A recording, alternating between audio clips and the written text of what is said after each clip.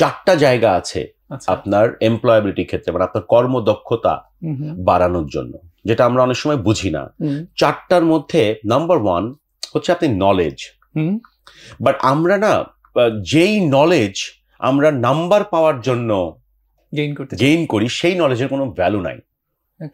ধরেন আমি যে ইউনিভার্সিটিতে পড়াই এখন, সেই ইউনিভার্সিটিতে আমি যদি বলি কালকে কুইজ হবে, 100% অ্যাটেন্ডেন্স, রাইট? এবং আমি যদি বলি কোনো ডেফিনেশন, ওই ডেফিনেশনটা মুখস্থ করে সে আপনার ওই নাম্বার পাওয়ার জন্য। সো আমি সেই নলেজের কথা বলছি না, আমি বলছি যেই নলেজটা আপনার কাজের জন্য প্রয়োজন হয়। আচ্ছা, মানে কোন কাজ? আমি যে কাজটা করতে চাচ্ছি, ধরেন আমি এখন ইঞ্জিনিয়ার হব, তো ডেফিনেটলি ইঞ্জিনিয়ারিং একটা সেক্টর আছে আপনার, আপনি সিভিল ইঞ্জিনিয়ার হবেন, তো সিভিলে কিছু নলেজ আপনি নেবেন, সেটা হচ্ছে নাম্বার পাওয়ার জন্য, সিজিপিএ বাড়ানোর জন্য, সার্টিফিকেটের জন্য। বাট কিছু নলেজ নেবেন যেটা আপনার আসবে ইন্ডাস্ট্রি থেকে, প্র্যাকটিক্যাল নলেজ যেগুলো আসবে আপনার কাছে, সেই নলেজটা ইজ ভেরি ইম্পর্টেন্ট। সেই নলেজটা দিয়ে আপনি কাজ করতে পারবেন। ঠিক আছে, যে ছেলেটা ভার্সিটিতে আছে, ওর তো ইন্ডাস্ট্রি থেকে প্র্যাকটিক্যালি নলেজ কিভাবে নেবে, এইটাই আমি এখন বলছি। দেখেন, তাহলে ফার্স্ট হচ্ছে নলেজ। এবার ওই নলেজটা নিতে গেলে, নলেজটা নিতে তার কিছু প্র্যাকটিক্যাল স্কিলস তৈরি হবে।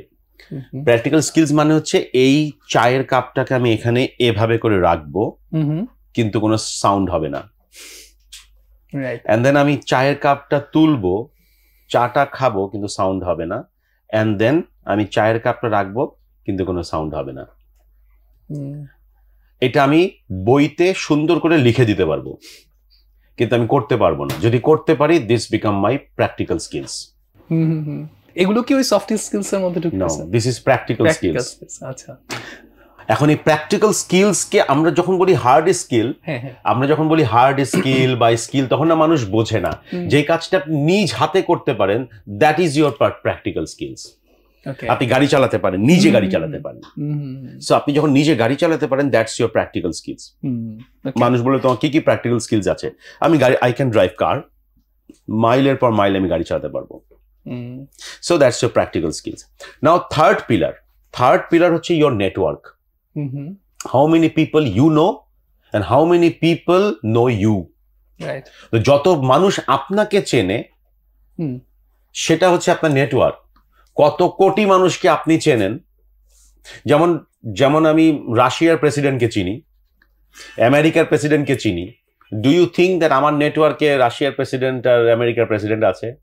যদি তারা চেনে তাহলে যদি পুতিন সাহেব বলে যে বাংলাদেশে একজন লোক আছে যার নাম রিপন, তাহলে আমার নেটওয়ার্কে উনি আছে। সো নেটওয়ার্কটা বুঝে গেছেন, that's third pillar. So fourth pillar হচ্ছে আপনার এক্সপেরিয়েন্স। এখন এই যে আমি বললাম knowledge, practical skills and experience and network, তা আপনার এই তিনটা আসতে পারে কোত্থেকে বলেন তো? এই যে প্র্যাকটিক্যাল স্কিলস, নলেজ অ্যান্ড আপনার এক্সপেরিয়েন্স কোত্থেকে আসে? এই কোত্থেকে আসে সেটা হচ্ছে নেটওয়ার্ক থেকে আসে। যত মানুষকে আপনি চিনবেন, যত মানুষকে আপনি আপনাকে চেনাবেন, তারা আপনাকে সুযোগ দেবে। ওই যে আমি বললাম না, আমি এসএসসির পর থেকে আমি কাজ করেছি, বিকজ আমি প্রচুর মানুষকে চিনতাম, প্রচুর মানুষকে আমি আমার সফট স্কিলস দিয়ে তাদেরকে আমি আমার নিজের কাছে নিয়ে আসতাম। যে না, রিপন স্বার্থপর না, রিপন লয়াল, রিপন নেগেটিভ না। আমি চেষ্টা করতাম তারা যেন আমাকে এভাবে করে চেনে। তখন না কেউ বলতো, রিপন অমুক জায়গায় একটা অপরচুনিটি আছে, করবা কিনা? জি। রিপন তোমারই আছে। সো আমি সবসময় মানুষকে দেবার জন্য এই যে অ্যাটিটিউডটা, এটা আমি ডেভেলপ করেছি। মানুষ আমাকে তখন সুযোগ দিয়েছে। এখন এই মানুষকে চেনার কারণে এবং আমাকে মানুষ চেনার কারণে, আমি মানুষকে চেনার কারণে আমি অনেক নলেজ পেয়েছি, এবং এটা আমি কোনো ইউনিভার্সিটিতে পড়েও পাইনি। আমি অনেক প্র্যাকটিক্যাল স্কিলস ডেভেলপ করার সুযোগ পেয়েছি, যেটা আমি কোনো ইনস্টিটিউটে গেলে আমার অনেক টাকা লাগতো, মিলিয়ন হয়তো বিডিটি লাগতো, যেটা আমার লাগেনি, ফ্রি এসেছে এগুলো, বিকজ মানুষরা আমাকে স্কিলস গুলো দিয়েছে।